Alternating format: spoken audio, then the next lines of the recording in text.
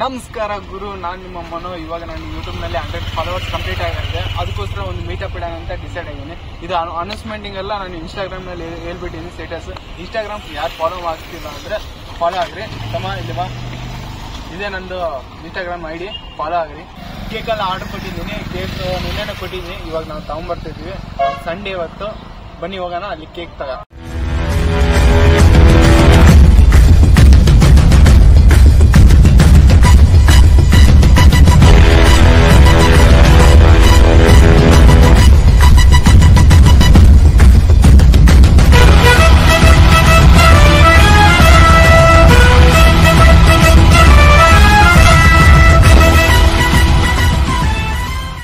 ನಾನು Renuka ಬೇಕರಿನಲ್ಲಿ cake order ಕೊಟ್ಟಿನಿ. 1 kg ಕೊಟ್ಟಿನಿ. 1 kg ಬಂದು 500 ರೂಪಾಯಿ. ನಮ್ಮ ಫ್ರೆಂಡ್ಸ್ ಅವ್ರು ಪ್ರಿಫೇರ್ ಮಾಡಿದ್ರು ಇದು ಬೇಸಿದೆ ಅಂತ, ಅದಕ್ಕೆ ಇಲ್ಲಿ ಕೊಟ್ಟಿದ್ದು.